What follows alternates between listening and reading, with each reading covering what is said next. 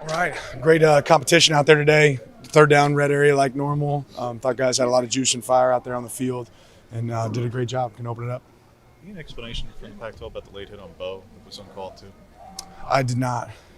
You've had 3 of those now. Is there just concern? Like, on one hand, it's consistent, but not for in your favor. So, is there concern about like late hits on your players that are going uncalled right now? Yeah, I don't know that there's that many. I mean, those are judgment calls in the heat of the moment. I don't think that anybody's blatantly not trying to call late hits on our guys. You know, it's football. They're doing the best job that they certainly can do. We certainly want to protect our players, and that's always mission one. Monday you said the effort was increased. Has that carried over to Tuesday to Wednesday? Yeah, I'd say the passion and intensity was a little too much yesterday, right? And we've got to level that out because there's a rule of diminishing returns to where when you have so much juice, you can't focus on the job at hand. And today that was much better. Now there was definitely intensity out there on the field, but it's the leveling that out and feeling where that passion's at. The GPS is as high as they were on Monday, speed-wise? Yesterday, yeah, we had good numbers. Yesterday, I haven't seen today's yet.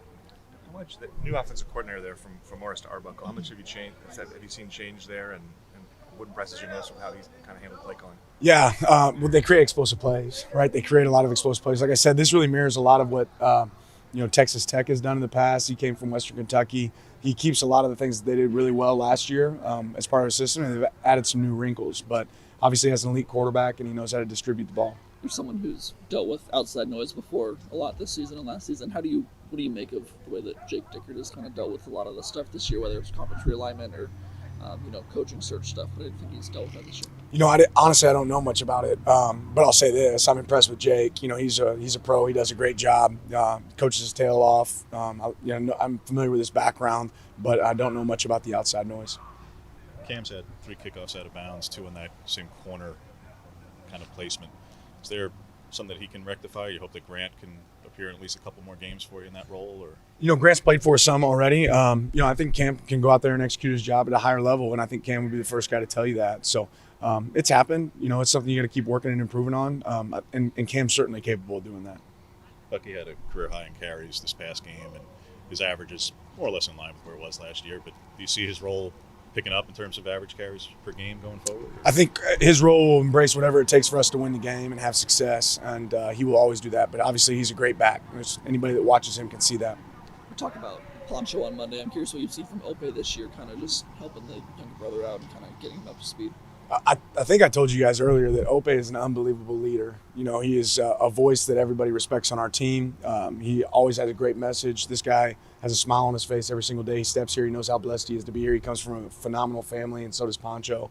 But yeah, he's a special guy. What are some of the little things you guys are looking to clean up going into this weekend's game? Probably more than anything, just details, small details of execution, right? And that'll lead to success on the field. On the miscommunications on the first 2 touchdowns defensively, was that a leverage with Jaleel issue on the first one versus the safety? I think it was Evan on there. And on the second one, should 2 guys have gone to the flat, or should a safety stayed over the top? Yeah, we should have. The second one, there was a miscommunication from a coverage standpoint. The first one's a leverage deal. Poncho was pretty consistently coming for Steven around the second quarter, and then Steven comes back in later in the game. But I'm just curious for the reasoning behind that. Yeah, Poncho's playing well enough for us to have winning football, and we feel like if a guy's playing, at a level to be a winning football player, we want to figure out a way to utilize him and get him in the game.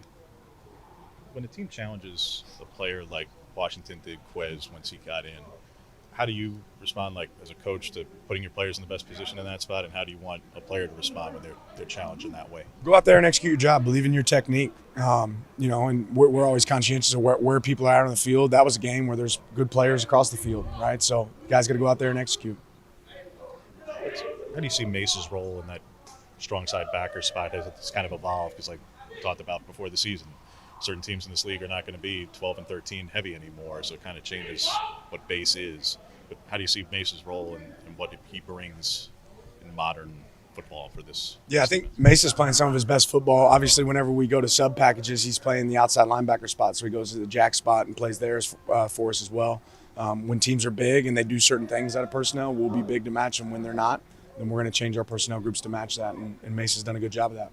A couple of weeks on the road now. How excited are you to get back inside Autzen and have a home crowd behind you now? Yeah, there's nothing like playing in front of our crowd here in Autzen, and our fans are unbelievable. I know our players love playing in that stadium, so we embrace every single chance we get.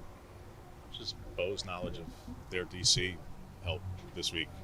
Yeah, I don't know that I believe. I mean, there's some carryover, but I don't know that there's necessarily a big piece of that.